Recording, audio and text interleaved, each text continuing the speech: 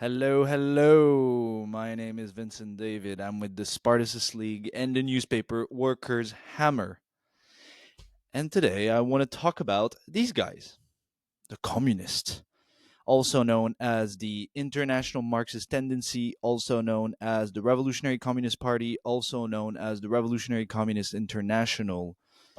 If you are familiar a bit with the far left and you follow this milieu, I'm sure you are aware of a big shift taking place right now in the international Marxist tendency, founded by Ted Grant, also known, by the way, as the Grantites in our circles.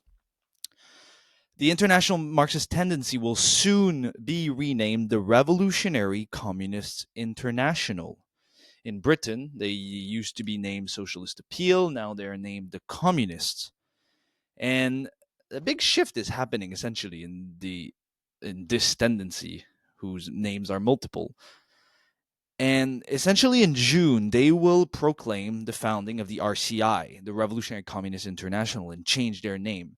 And that's part of a whole shift where they're turning away from socialism, from an orientation towards reformist party, towards communism and revolution and all that stuff. And they will found, so in June, the RCI, which they claim will be the first revolutionary international since the Comintern. Only that. Um, we don't really know what happened to the Fourth International here. Nevertheless, it's not every day that a new revolutionary international is founded. So we must look a little more closely at what is happening exactly. So, and for this, we must look at the Manifesto of the Revolutionary Communist International, which was published in March of this year. This manifesto essentially describes the founding of the RCI as a historical event and describes its manifesto and the founding of this tendency as of the utmost importance to the world communist movement. And the RCI uniquely proclaims to have the correct ideas against all of the rest of the left. So we must wonder, what is it that the Grantides, the RCI, has discovered that the rest of the left hasn't?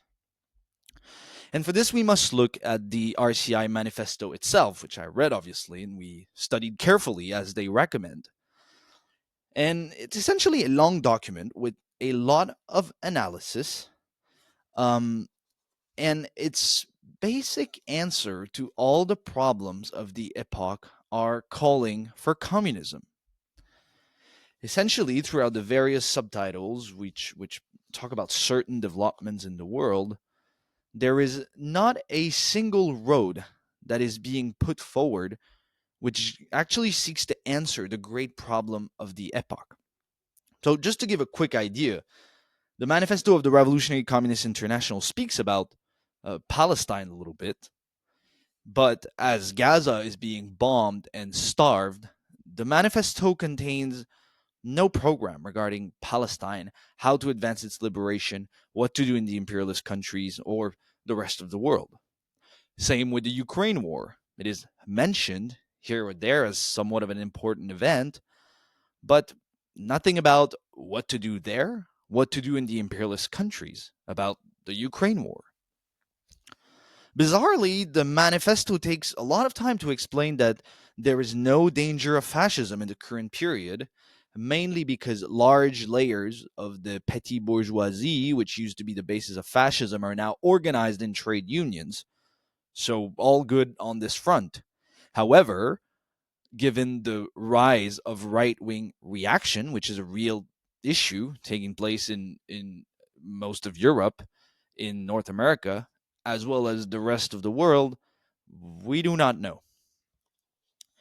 And as for the struggle for women's liberation, the struggle for black liberation, the struggle for trans liberation, the manifesto simply offers, honestly, vague platitudes.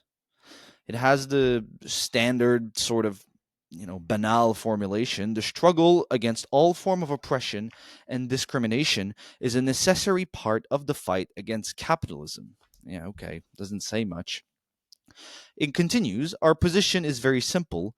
In every struggle, we always take the side of the oppressed. Okay. But this general statement is itself insufficient. Indeed, it is. We must add that our attitude is essentially a negative one. That is to say, we are opposed to oppression and discrimination of any sort, whether it be directed against women, people of colors, gay people, trans, and etc., etc. So we have to fight capitalism. Our attitude is negative. Therefore, the manifesto explicitly said that they have nothing positive to offer to the struggles against special oppression. How do we move the struggle for women's liberation forward, for black liberation forward, for trans liberation forward? We do not know, but the attitude is negative. We're opposed to discrimination. However, what shocked us the most in the Spartacist League, also in this manifesto, which is proclaimed to be a great document of the communist movement and the refounding of a new international since the Comintern, is there is nothing about the question of imperialism. Now, the word imperialism might be mentioned here or there, but the struggle against imperialism, that is the enslavement of the majority of the population under the boot of foreign capital, mainly US foreign capital and military, nothing. Apart from a slogan at some point which says, "Down with the imperialist robbers," the founding document of the new Revolutionary International has nothing on the fight, the anti imperialist struggle. So it's not to say that the RCI doesn't have articles sometimes on those specific question, and I'll come back in a second to what they say. But clearly, what this manifesto shows is that the point, the purpose, the basis for the founding of the RCI is not to provide a road forward, an answer, a response to the question, what is to be done in the face of the world crisis we're facing and in the face of the current struggles of the oppressed. So we must wonder, what is the basis of the RCI, and like what is the point of founding it if it's not to answer the burning questions of the day for the workers' movement and the oppressed? Actually, in the heading, is the time right for a Revolutionary Communist International, in their manifesto, there is actually a response. They say, and I quote, "The latest polls from Britain, the USA, Australia, and other countries provide us with a very clear indication that the idea of communism is spreading rapidly. The potential for communism is enormous. Our task is to make this potential a reality by giving it an organizational expression." Ah, that is what is motivating the turn of the IMT and its transformation, shedding its old skin and, putting forward a new one about communism. And every article, if you're a bit attentive to their press, every single one of their big article about their world perspective is always based on, and he repeats this fact multiple times, how millions, particularly of young people, are turning towards communism. Young people are flocking to the banner of Lenin by millions. And often you'll read stuff how most young people are already communist. You don't even need to convince them about that. And so what the IMT Stern is based on is a conjunctural leftward movement among a layer of, let's be frank, the petty bourgeoisie, which is, by the way, largely exaggerated, but nevertheless, a temporary leftward movement of a layer of the petty bourgeoisie. There is a difference between a period where the mass of working people are moving to the left rapidly in periods of intense crisis, and a period which does has crisis and sees layers of young petty bourgeois becoming more open to radical ideas, giving the state of the world, but who are also driven to more radical ideas purely from the standpoint of radical liberalism and a sort of hysteria at the state of the world. And so this is what the whole founding of the RCI is based on. So the task of communists faced with this is not to adapt its program, its outlook, its organization to the somewhat hysterical and temporary feelings of the layers of the petit bourgeoisie, particularly students. Let's be clear, this is where the RCI has made headways in many countries. but is to give this feeling a real working class direction, which is in line with the actual movement of society, which is not going to the left generally, but to the right. So, this manifesto is nothing but a historical document. It has nothing to do with it. It doesn't offer any clear answers to the problems of the day. It has some analysis, repeats that communism is the answer. That's pretty much it. But let's dive a little further and get to the origin of the turn that is taking place in the international Marxist tendency. It didn't come out of thin air. It is an impressionistic and opportunist reaction to changes in the political landscape, first and foremost in Britain, where this turn started and which is the center of the international Marxist tendency, soon to be renamed RCI. And as they say themselves, it is largely out of the disillusion of Corbyn, of Syriza, of Sanders, and these experience in the 2010s. So we must look a little bit at what did the IMT actually do in these various movements and the lessons that they drew from it. So let's look just at Corbynism. Socialist appeal, which is the name of the former name of the communist in Britain. They used to be called Socialist Appeal. Hopefully that's not too confusing, the name. We're all talking about the same organization. So Socialist Appeal, like the rest of the left, was neck deep into Corbynism. They made the Corbyn movement their struggle. And they were not alone in this. And for decades, essentially, their perspective was to be inside the Labour Party and seek it to push it to the left with their traditional slogan, which was always Labour to power on a socialist program. Some of their headlines were in 2000, between 2015 and 2019, complete the Corbyn revolution, vote for Corbyn, fight for socialism. In 2019, it was we face the fight of our lives, mobilize for a Corbyn victory. And so I'm not inventing this. So this is Socialist Appeal, a cover. So Labor to Power on a Socialist Program, which clearly referenced Corbyn. Some of their other forum. It's very hard to find their front page now because they've redone their website, but you can still see how they were completely neck deep in Corbyn, in Corbynism. And even after 2019, when Corbyn suffered a tremendous defeat, electoral defeat against the Tories because he campaigned for a second referendum on the question of the European Union, Alan Woods, leader of the IMT, was declaring that, and I quote, "It is not Corbynism that has failed, but Blairism, liberalism, and the center ground," which is quite far to what Woods is saying today, which is just total denunciation of Corbyn. And so since this period and the defeat of Corbyn, Corbynism and left Labourism has been in constant retreat in Britain. Keir Starmer, the new leader of the Labour Party, which is set to take power very soon, has completely purged the left of Labour, making a particular point to purge socialist appeal quite early on. And it is from these objective blows to the left and Labourism which are at the source of the IMT's reorientation. The fact that socialist appeal is not inside the Labour Party anymore explains not entirely, but in large part, why they're now running around about communism. And so now the RCI denounces Corbyn and all the left as just reformist. And, they've played a terrible role in his reformism, and reformism doesn't work. Even more, that the reformists are already exposed, which is why now everybody is for communism. But this approach has basically recreated ultra-leftism.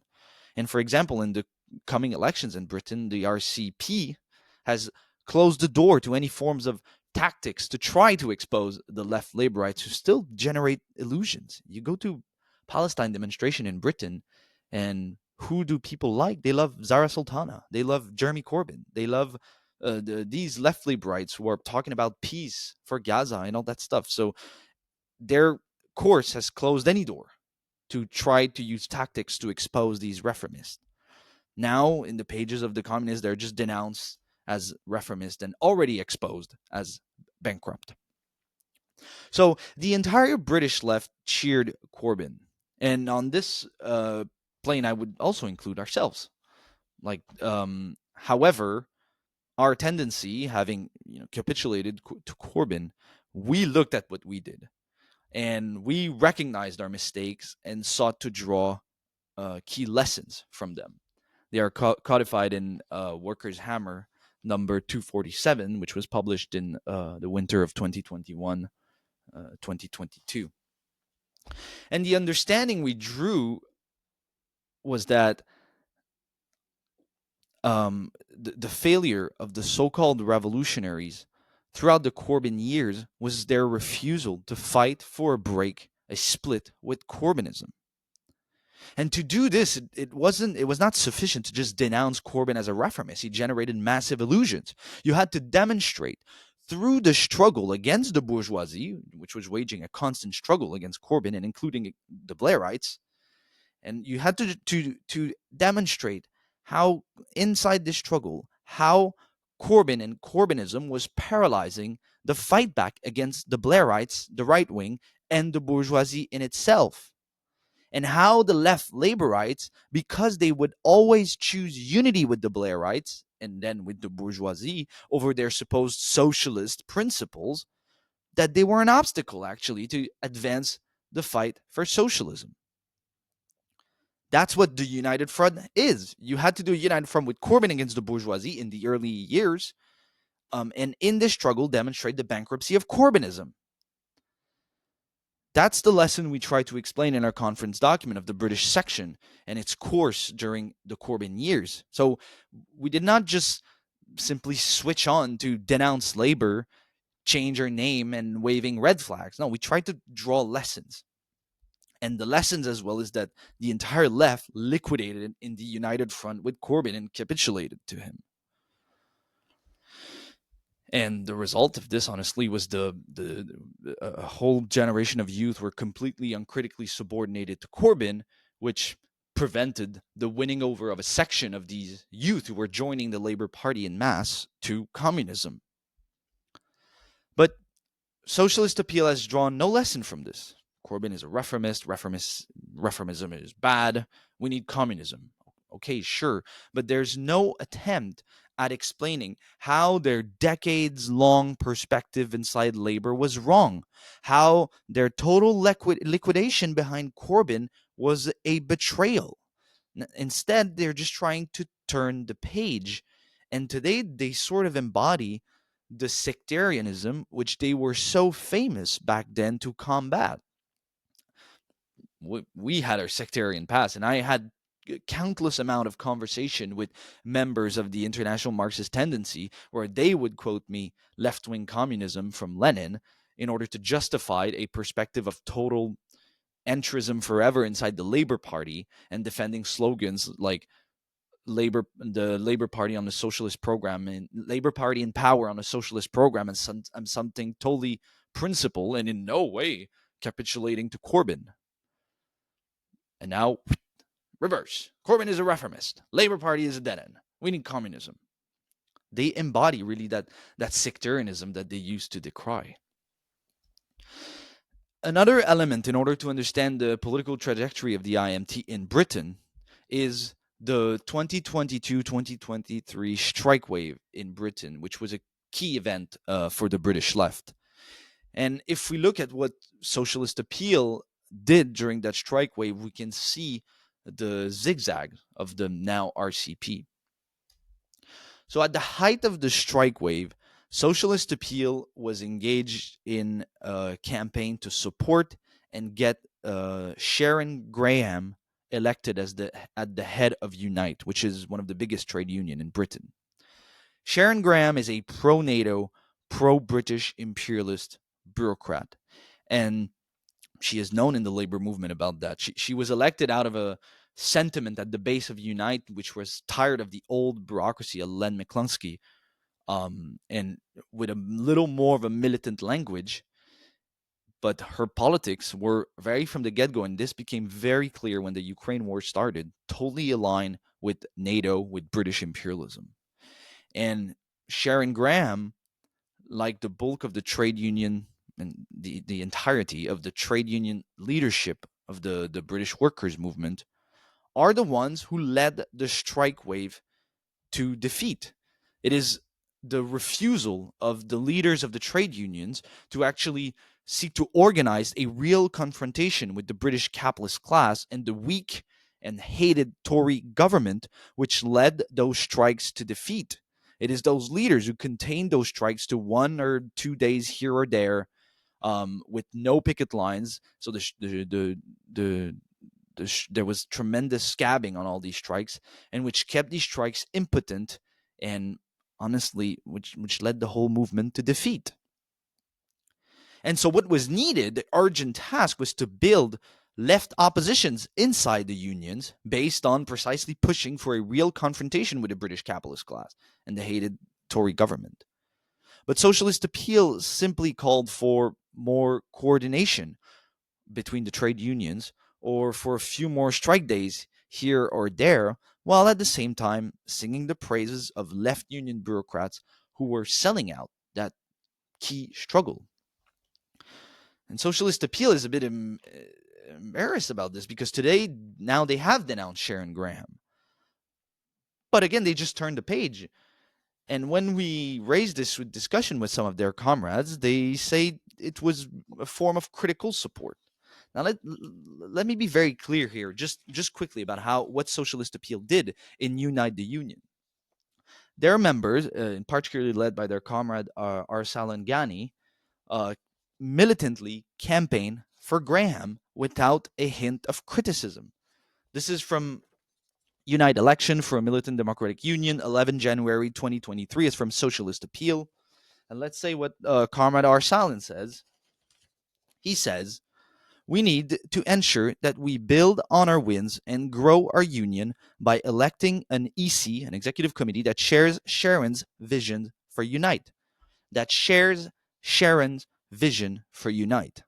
By the way, that's during the Ukraine war. That's been going on for a while now, after Sharon Graham has organized workers to boycott an oil shipment from Russian tankers in a move that sought to pressure the Tory government to impose stricter sanction on Russia, where after she openly declared her support to Ukraine, to the war effort. Support Sharon's vision for Unite. You can go read the article. There's not a hint of criticism to her. And sometimes when Socialist Appeal would make a little hint of criticism, was that Sharon Graham was apolitical. No, she wasn't. She was political. She had clear politics. British social chauvinism, pro-imperialist politics. That's the thing. Again, that's from 30th of March 2023. Unite Elections, vote for class fighters. Essentially an article describing how you need to vote for the Sharon Graham slate, and which just quickly describes the old bureaucracy, which was called United Left. The UL, United Left, the old bureaucracy, represents the past period of class conciliation in the Union under Len McCluskey. So class conciliation is a thing of the past, because now we have Sharon Graham, the pro-NATO stooge. So now, of course, Socialist Appeal has come out against Sharon Graham. I'll come back to this in a minute. So during the strike wave, what was needed was to really build a total opposition to the trade union bureaucracy. Now, of course, with these quotes that I just told you, Socialist Appeal didn't. On our part, in the Spartacist League, we followed a totally different course. And from the beginning, we hammered in our press the need to oppose the current trade union leaders, how their crass reformism would completely undermine the struggle and lead it to defeat. And we sought at every step of the strike wave to provide leadership guidance to militant workers on how to advance this struggle. And so, for example, we launched a campaign inside the workers' movement under the slogan, "Never cross a picket line." And we sought to regroup militant workers around a campaign which sounds maybe very militant, but was actually key during the strike wave. As I said, pickets were massively crossed.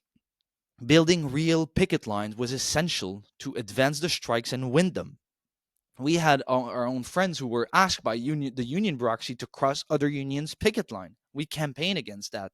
And that campaign was not only necessary to advance the strike, it went completely against the strategy of the union bureaucrats who were trying to keep the struggles like a photo op, a symbolic, where you have a little picket when you do an interview in front of the cameras, but then everybody is entering the facility through the back door.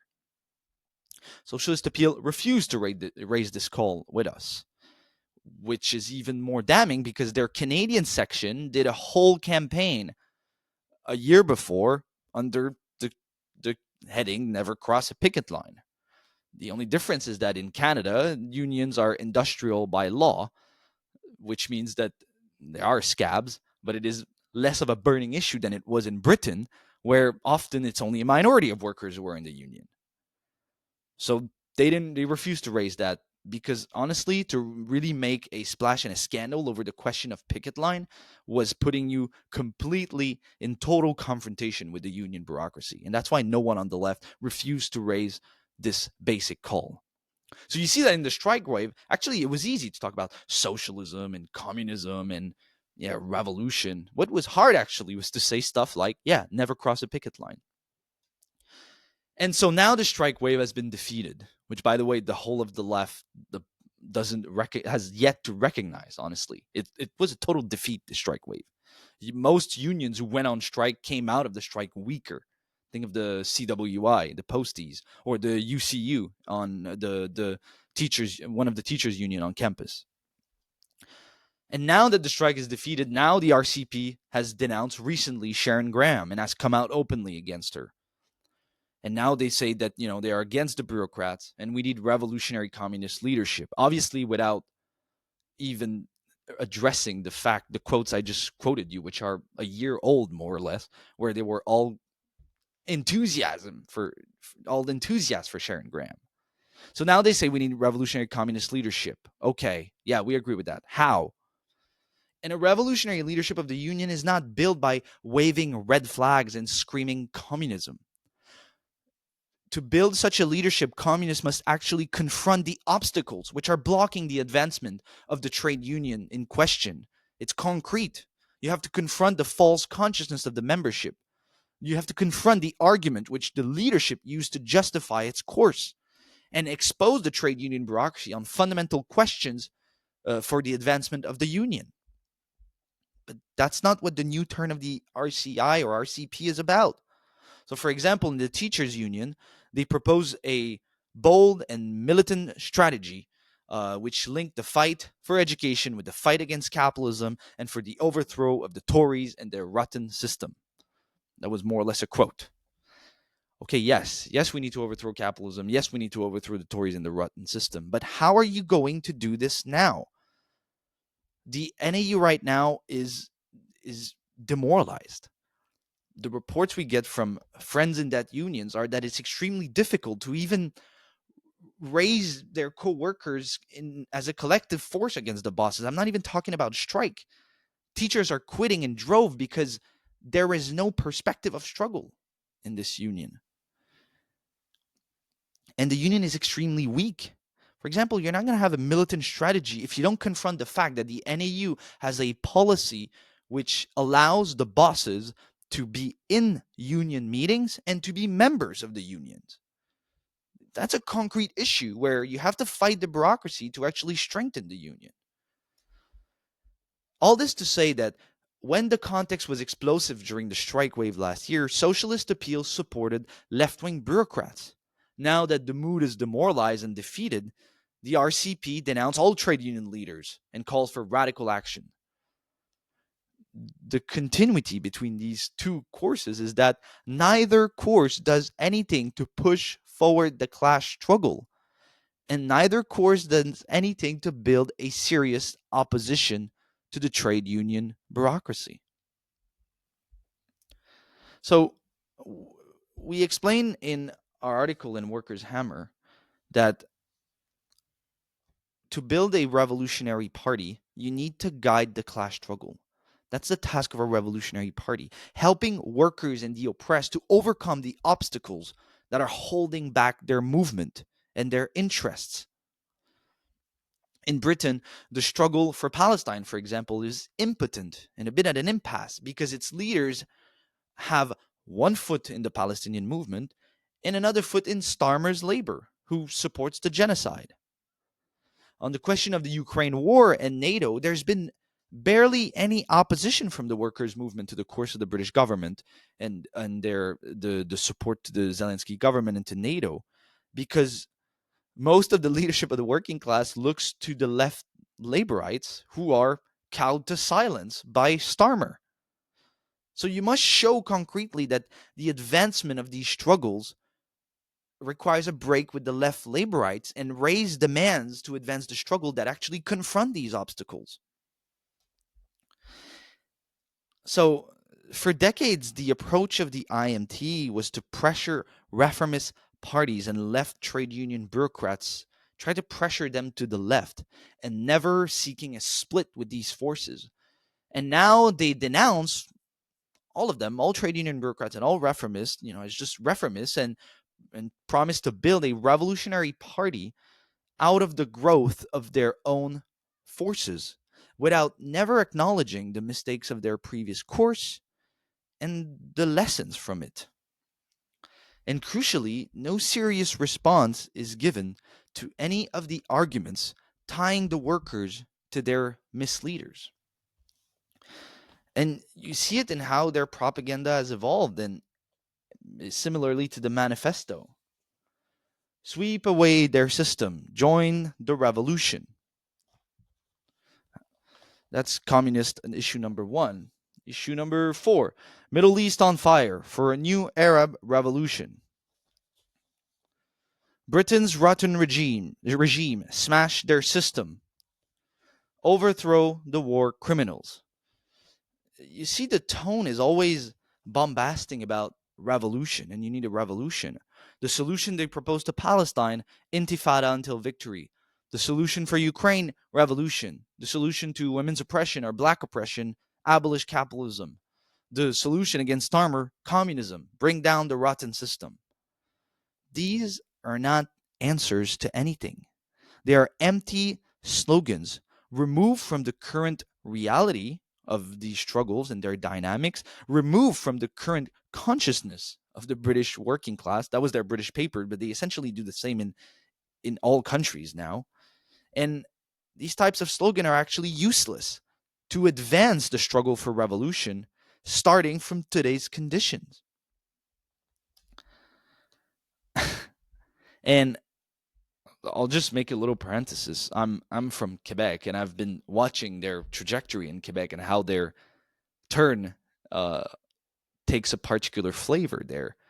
See, they have they were called Socialist Fight Back. Now they're called the Communist. Socialist Fight Back in Quebec spent 15 years in Québec Solidaire, which is a sort of petty bourgeois nationalist party. Now, Québec Solidaire is going through an existential crisis, actually, and big struggle, and is being torn apart by the dynamics of Quebec politics, which I won't get into. And they just left after 15 years. They just left, and this is just reformist garbage. So they have dropped also their brand. They used to be called Socialist Fight Back. Now they're called the Communist, and they will call themselves the Revolutionary Communist Party too. Which, by the way, if you know the left in Quebec, you'll know that this name was taken by Maoists for decades, who don't really have a good reputation anyway. And yeah, they're the Communists, a name which is totally removed from the traditions of the Quebecois workers' movement. Not even talking about the national question, which is the key question in Quebec, and the long-standing opposition to the IMT for Quebec independence, and to the Law 101 and language struggle, totally places them outside the workers' movement. This turn towards communism will just amplify these problems. So instead of confronting its mistakes head on, which, by the way, are not just the mistakes of the IMT, they are the mistakes of the entire left in the preceding period. The RCI is simply operating a sharp turn to the left, screaming for communism. And since they have no answer to the burning problems, the burning issues of the epoch, they are sort of building the party like a pyramid scheme. And the model is sort of simple. Like you foster a sort of climate of frenetic, energy.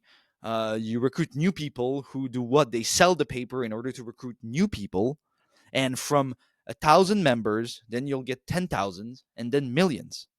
And every member must recruit a new member. So they have their this this is in the communists. They have this middle page that you can take out, where they basically track their growth and set target for growth.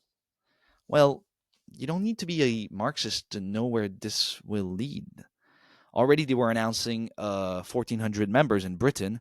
Much less came to their founding conference. And you can see from their report to the terrain that they are struggling to meet their growth target, because this scheme will collapse under its own weight. It's completely divorced from the mood of the country, the consciousness of the working class, and again, as I explained earlier, completely based on the wavering sentiments of a layer of the petty bourgeoisie. That's not a basis to create a revolutionary party. Um, we have our own experience of sectarianism, mistake, then collapse, then crisis, then major reorientation. We've confronted our course for the last 30 years and essentially repudiated it for what we have put forward, and we describe it in this issue of Spartacist. So I strongly believe that the RCI is on a totally opportunist and, well, sectarian, which leads to opportunism course, which will be totally destructive. And what we, the Spartacist League, can say is that you cannot evade to confront your mistakes of the past. You have to draw the lessons from what you did and explain what was wrong with it, based on the lessons of the Marxist movement. And it's only on this basis that you can go forward and actually face the problem of the epoch in a materialist and dialectical way, and advance the struggle of the working class, and avoid the pitfall of just changing colors, waving red flag, communism, communism, communism, which is bound to hit a wall.